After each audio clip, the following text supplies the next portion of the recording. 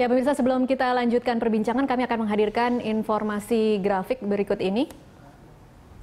Ini adalah kutipan dari Presiden Joko Widodo yang mengatakan, "Saya katakan tidak ada ampunan untuk masalah ini."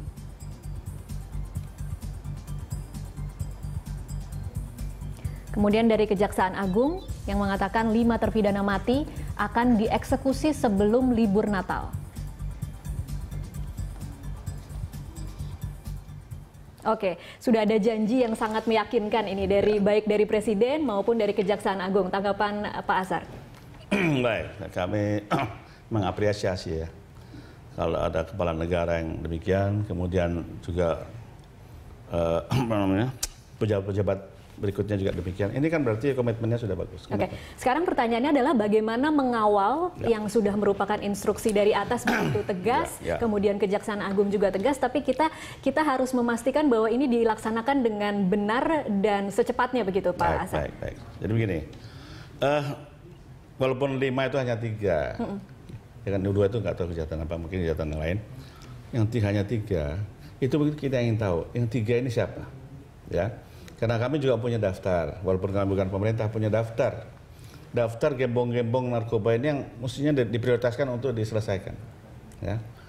Bukan first in first out, tidak. Yang besar ya harus didulukan itu ya, walaupun baru tapi besar bisa aja lebih duluan daripada yang sudah lama itu. Karena apa, ini membahayakan. Kita tahu daftarnya. Ini kita ya sebelum kami membuka tentunya pada pihak kejaksaan, BNN, mungkin kepolisian bisa bersama-sama merundingkan bahwa kita ingin menindaklanjuti perintah kepala negara untuk melaksanakan eksekusi terhadap para gembong narkoba. Kita diurut bukannya yang gede dulu kan, mestinya bukan yang kecil dulu kan, yang gede. Kalau orang bilang kecil dulu, yang gede ini usaha, ya ini tanda kutip berbahaya sekali. Saya katakan tadi bahwa ini kejahatan sangat profesional, dia pandai sekali, ya nggak ada lah sepandai ini narkoba ini. Jadi dia bisa kemana saja dia bisa nyusup. Anak TK aja bisa makan permen kok, apalagi itu maksudnya. Apalagi masalah-masalah hukum. Jadi ini. Nah kedua, kalau boleh mengawal, ya kemarin juga Ketua Umum saya Pak Henry juga di depan Kejaksaan Agung juga kamu bicara.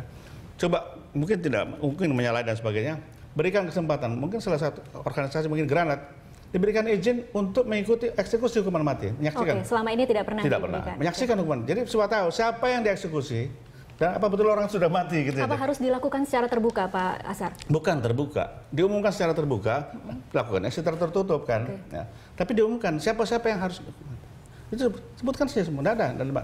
Apakah itu melanggar undang-undang? Tidak. Ya selama ini juga hukuman mati masih diberlakukan menurut putusan MA. Oke, satu-satunya yang menjadi tantangan terbesar dalam melaksanakan eksekusi hukuman mati ini kepada terpidana yang memang sudah divonis dan kemudian ditolak gerasinya oleh Presiden adalah serangan, mungkin saya tanda kutip serangan atau mungkin kritikan dari para orang-orang dari sisi LSM atau Komnas HAM yang mengatakan bahwa itu menyalahi hak hidup orang. Saya nggak ngerti itu hak hidup yang orang yang mana, ya kan? Hak hidup para orang tua yang... Bukan, maksud saya adalah bagaimana kita bisa mendukung para eksekutor untuk melaksanakan tugasnya memang sudah sesuai dengan undang-undang, tetapi ada ketakutan bahwa itu memang mungkin bertentangan dengan HAM. Sudah diputuskan di MK bahwa Indonesia masih menganut hukuman mati, dan khususnya untuk narkoba, kejahatan yang luar biasa ini, tidak ada alasan untuk tidak melaksanakan hukuman mati. Itu pegang itu. Ya, kalau itu sudah tidak dipegang, kemana lagi kita harus berpegang? Nah, itu konstitusi masih ya. Dan beberapa negara juga sudah bikin. Beberapa negara yang sudah menarik diri untuk tidak melaksanakan hukuman mati. Ada juga kembali lagi karena situasi di dalam negerinya sendiri. Jadi kalau Komnas HAM melihat situasi di dalam negerinya, apakah beliau tahu? Apakah beliau juga merasakan pada orang tua yang sekian banyaknya? Soal begini ya. Mereka yang tadi saya katakan masih ada di dalam lapas ya, dalam lapas yang sudah dihukum mati. Masih ngerjakan kok, masih ngerimut. Yuk lihat coba si Freddy Budiman segala macam. Itu kan kurang ajar tuh, itu masih didiamkan. Itu HAM yang mana sebetulnya gitu. Jadi saya hormatilah Komnas HAM, silakan dia dengan itu.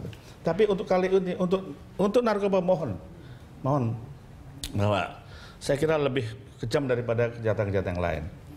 Ya, sebab ini mengena kepada anak cucu kita. Kita ini selamat. Anak cucu kita siapa yang bisa jamin? Oke, bagaimana meyakinkan bahwa efek jera itu akan ada, Pak Ashar? Ya. Bagaimana meyakinkan bahwa dengan pelaksanaan hukuman mati ini, efek jera itu akan ada? Oh, akan ada, pasti. Saya berani yakin, ya, saya berani meyakinkan. Karena begini, orang yang tadinya, ya, paling tidak ya, orang yang tadinya mengedarkan, kok sudah nggak ada lagi? Orangnya sudah nggak ada kan? Orangnya sudah didor kan? Ya, ini kan kaki tangan dia kan mengedarkan. Dia kan meremote semua kan, dia kan mengatur semua ya, mengendalikan. Loh, kok sekarang kok nggak ada? Iya, bosnya sudah mati.